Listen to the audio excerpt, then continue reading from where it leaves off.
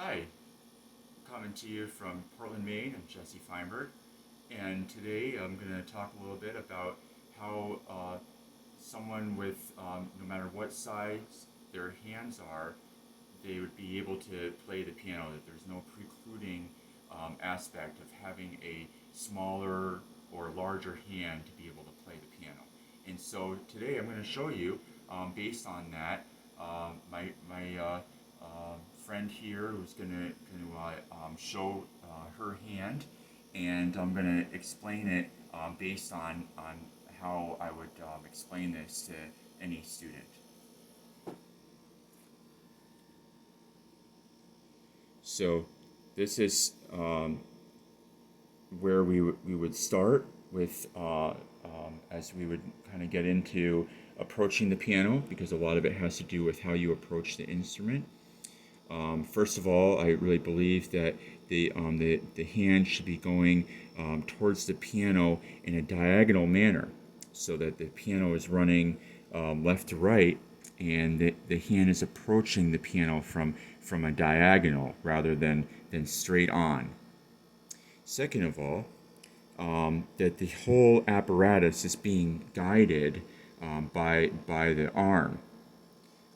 So in this case, this is Marlo's arm, and I'm having her explain the show using being her as a demonstration model for my explanation.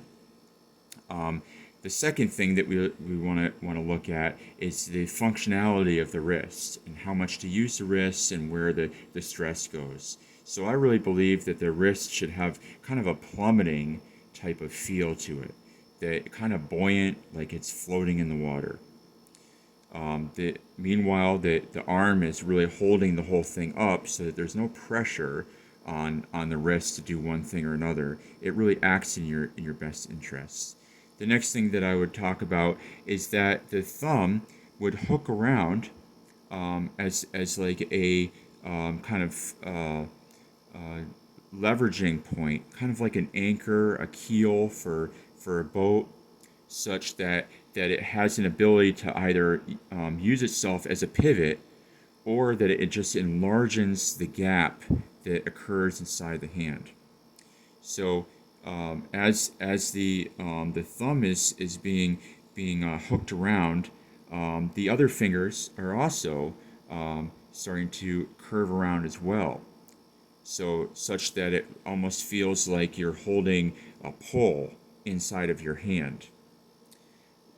As you start to get this feeling of this pull, this sort of closed in kind of holding type of process, gradually you want to have your hand expand as if there's a ball inside that starts to grow and become larger. So the gap becomes bigger inside of one's hand. So you can actually breathe air into your hand that may feel like it's very collapsed, but as you breathe into your hand, it can really grow in size. So you elongate your extension of your hand. First of all, by opening up in that way with the ball. Second of all, by also realizing that your hand is malleable, so you're going to be forming into a larger span. So as you start to do this, your three fingers that are your index finger, your middle finger, and your ring finger are going to be doing most of the playing of when you're playing the piano. The pinky is your kind of guiding instrument. It also is your reacher. So it will reach, and what sometimes I think of our fingers as tools, that they enable us to be able to achieve the level of success that we would like to.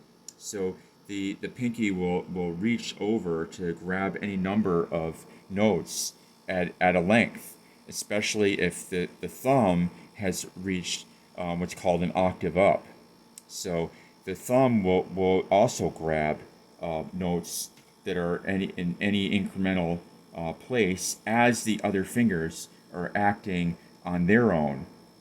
The other thing that's also very helpful to know is that the hand is a bridge, much like Monet. So the bridge is actually not just, this is kind of a misnomer a lot of times, that pianist teachers talk about the bridge being just in the wrist. It's actually a perpendicular bridge. That the bridge is really across your hand like this, and that your hand is lifting and pulling away from the instrument so that it creates that bridge and therefore a significant space inside your hand, and therefore giving you a reach that you didn't have previously.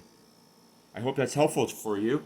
And if you have any questions about how one should hold their hand or how to go through that process, feel free to send me a note or comment on this post, and or visit feinbergpiano.com and leave me a message there. Let me know you're interested in hearing more. Thanks so much, and have a wonderful day, and talk to you soon. Bye now.